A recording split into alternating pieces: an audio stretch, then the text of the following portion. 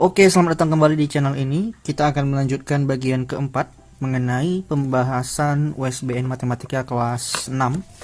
Di sini kita mulai dari nomor 16 ya.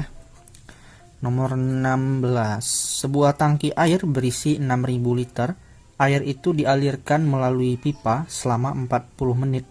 Debit air yang mengalir tersebut adalah, nah, untuk menghitung debit air, rumusnya itu gampang aja adik-adik, yaitu tinggal volume dari wadahnya dibagi dengan waktunya. Nah, kalau kita lihat di sini kan volumenya udah diketahui ya, yaitu 6.000 liter. Jadi kita tulis saja langsung 6.000 liter dibagi dengan T atau waktunya di sini 40. Nah, ini bisa kita selesaikan dengan mudah. 60 dibagi dengan 4 itu hasilnya 15. Kemudian ini masih ada sisa 0 di bawah, kita coret lagi dengan yang di atas, jadi nolnya tinggal 1. 15 ditambah 1 0 jadinya 150. Jadi jawabannya ada di opsi yang A, yaitu 150 liter per menit. Nah, selanjutnya kita masuk ke nomor 17. Pak Rudi mempunyai tanah seluas 3/4 hektar.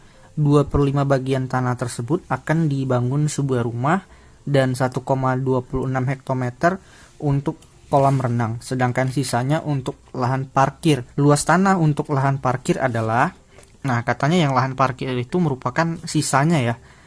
Untuk penggunaan pertama itu 2/5 bagian adalah untuk dibangun rumah katanya. Jadi pertama kan kita lihat di sini dia masih berupa pecahan campuran. Kita ubah dulu deh jadi pecahan biasa. Cara ngubahnya udah tahu dong ya.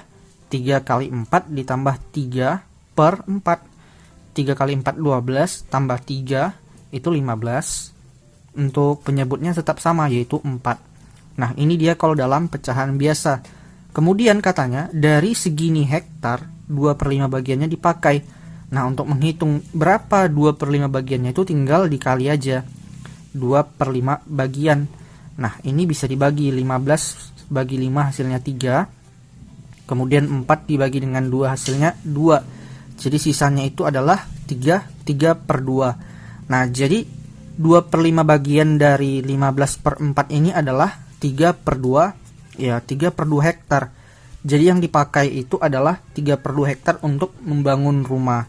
Nah, tadi kan awalnya dia segini nih, 3/4 atau dalam pecahan biasa 15/4.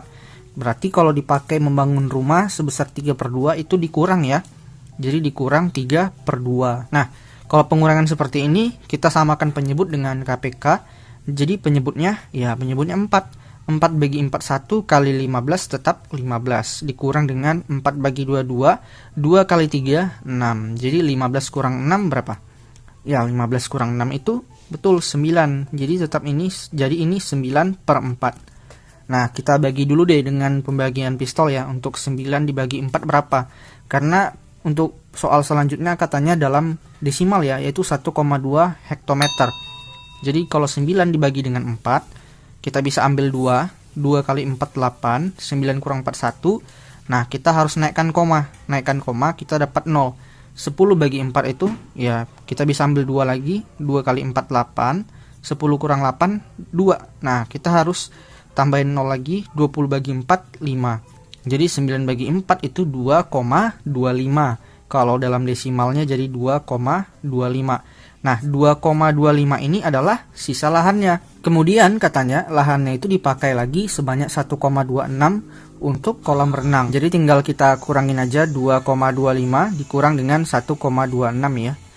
Jadi kita bisa tahu berapa sisanya.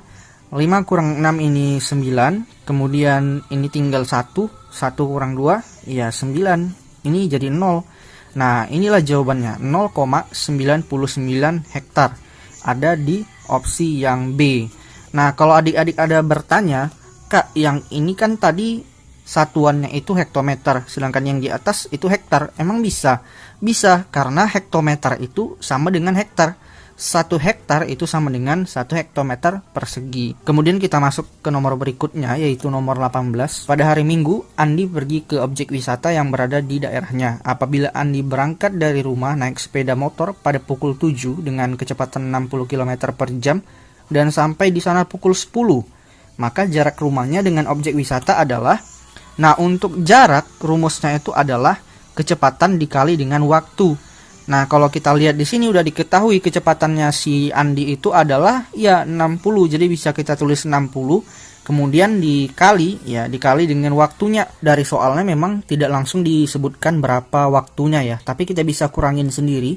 Katanya dia berangkat pada pukul 7 kemudian sampai pukul 10. Berarti dari 7 ke 10 itu ada berapa jam?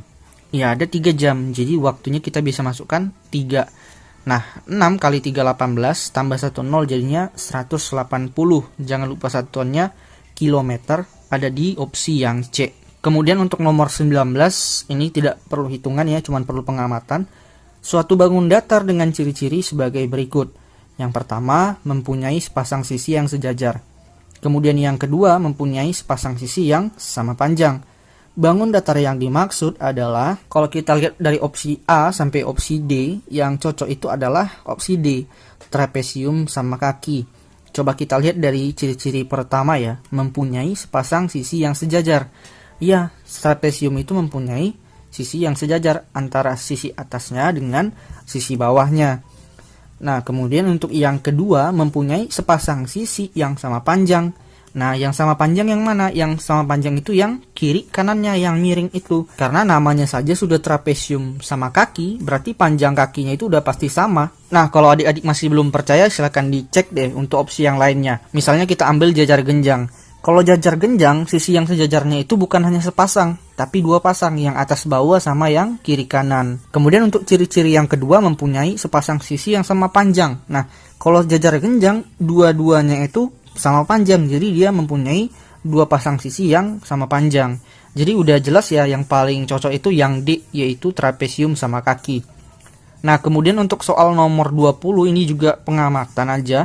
Perhatikan gambar di bawah ini, hasil pencerminan yang benar adalah, nah kalau untuk pencerminan adik-adik, syarat yang pertama itu titik-titiknya harus bersesuaian. Kalau kita lihat kan di sini ada A, ada B, ada C.